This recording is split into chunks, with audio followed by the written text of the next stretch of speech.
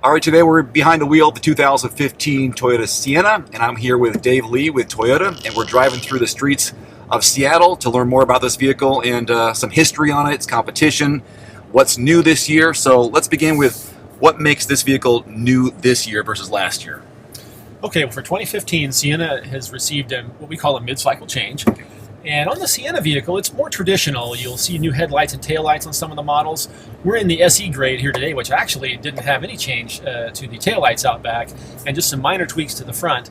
But the big changes on Sienna are in the inside here where we're sitting, Dave. And there's a whole lot of new stuff right in front of you and behind us and all over the place inside. Now, I've looked through this vehicle before our drive today, and I've kind of tried to maneuver the middle row seats and make my way to the back seats. And it's pretty standard what you'd expect in one of these larger minivans, if that's a term, larger minivan. So it's got some challenges with those bucket seats, but it does have flexibility. Yes, it's there's a lot of different ways you can go with that second row seat in a minivan, right?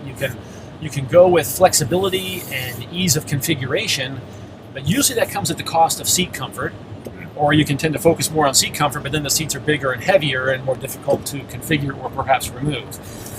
We've tried our best to kind of compromise there, but if anything, I would say Sienna's second row seats are more oriented towards comfort than lightweight, let's say. Okay. And you don't see a lot of storage underneath them, but they are designed to be removed. The third row seat is a stow and go type that goes into the floor panel itself. So if you do that and then remove those second row seats, now you've got a cavernous area back there to haul all kinds of stuff. Is it pretty obvious who the target audience of this vehicle is? Well, yeah, there's been traditionally a couple of audiences that we look at with the Sienna product. One is the emerging families that have multiple kids and have a busy lifestyle. Maybe their children are old enough now where they're active, and they've got to haul not only the kids but stuff. Yeah. And then also empty nesters, believe it or not, the grandparents, right? Some of the upper grades that appeal to the grandparents whose grandkids will come over. And so then we want to have a product for them to maybe haul those guys around with, but also have a little bit more luxury in it to appeal to that older consumer that's looking for that finer touch in the interior. What really stands out to me in this vehicle is this center stack. Yes. This whole flat display right here really is different. I like it. And even this the screen here, the navigation screen, flat, stylish, sharp, high technology. What do you know about this area and how it was configured? Well, what we wanted to do here was I guess modernize the interior, but maybe that's not a great term for it, but we wanted to bring it up to date.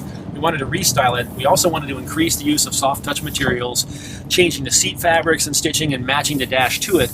But some of the key things here, Dave, are the new instruments that you've got that are a new design. You've also got a very nice multi-information display in between the gauges that gives you a whole lot of information about your Sienna. Everything from which door is open on the car and is color customizable and some of those great things. But as you move to your right, we've got all new audio systems for the Sienna, our latest Intune audio systems. We changed the design of the panel to make it very flat appearing. We've got some flush switches here on the side of the bezel to operate the controls with. And then we've got a revised climate control system. We have a new feature called Driver Easy Speak, which allows you to engage that on your audio system. And then there's a microphone up here that amplifies your voice. So if the young ones in the back are being a little unruly, per se, or maybe you just wanted to have a little extra emphasis, or perhaps tease some of your friends and act like you were their conscience speaking to them, you can engage that, and it amplifies your voice through the rear speakers. Then also the other thing we've done is ergonomically we've shifted these controls over about 3 inches to get them closer to you, the driver, to make them easier for you so you don't have to reach as far for them. That makes a huge difference. Oh, it's huge. This is a pretty wide vehicle. You and I are a good distance apart here.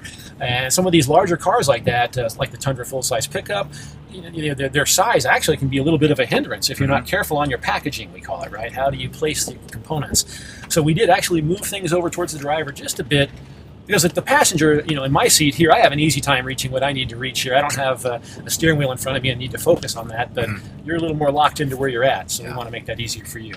I kind of feel like this is a crossover. I feel like I'm in a crossover almost. It's not too big, but I know how big it is. Yes. But the the feel driving and the comfort up here, I don't feel like it's too wide. Like you said, there you are, but you're not too far away, Yes. and I really do have my space. Yes, you do. And it does have a little bit of a crossover feel, I think, too. As we did with our Camry vehicle, we've done some work on the suspension on Sienna to enhance its handling. And it was always a good handling minivan, I thought. But we've also enhanced that a bit with some spring and shock work. This is the SE model. This is our sporty one. So this has the stiffest suspension in it and the more sporty interior. And the other thing I like is this pass-through here, right? If we park on a curb here in the city, if you don't want to get out your door, you can just slide right over the center console here and out the vehicle on the passenger. You use the word sportiness, and we're in a minivan. Yeah, I know. It's kind of an odd term to use, but talk about this engine and how it's very similar to the Camry, if not the same. Yes, in fact, it is our 3.5-liter V6 engine. It's been tuned for Sienna, so it's got a little less horsepower and a little bit more torque. But the horsepower is still up over 240. I think it's about 248 horse, if I remember correctly. And it's a great power plant for this minivan. We've got a 6-speed automatic transmission behind it. This van is, unofficially by me, it's the fastest one in the segment. If I drag race them, I typically can beat everybody with this, but that's here nor there, and that's subjective. But the SE model is the model we have designed more for perhaps that customer that wants a little more excitement in their minivan, as well as the functionality. Our Swagger Wagon campaign kind of appeals to that. It's got that little more of a sporty element to it. Now, I've heard the word sporty and excitement in a minivan. Okay, to each their own, right? Yes. What about the competition? We're talking about the Town and Country, the Caravan, the Odyssey, all very similar. And from my experience in the Honda Odyssey, this looks like a very almost identical car. Yeah, they're similar in size. Honda has a little different suspension design, and they have a very good ride and handling quality. We do battle it out, though, for value and features and functionality. Honda builds a fine van, and so does Chrysler. And they tend to specialize more in the interior. The functionality of the interior as opposed to the exterior styling and perhaps ride driving dynamics. So everybody has kind of their strengths there. So yeah, it's really a segment that is hotly contested. All the products have great features, once again, that I've personally enjoyed, and I like our van a lot. I really do. I think we've got a good blend of driving dynamics. I think we've got a very roomy and spacious interior, a very configurable interior. To be honest, Dave, if I was going to have one car, if I was told that I can only have one vehicle, which would be totally horrible, but if I had to have one vehicle, I think you're driving it right now. I can honestly say, from my perspective and the things I do in my life, even though my daughter's raised, these things they're very handy. These minivans are handy cars to have. They drive like cars, but they haul like trucks, kind of. Okay. This is probably the softball question of the day, but why buy the Sienna over its competition?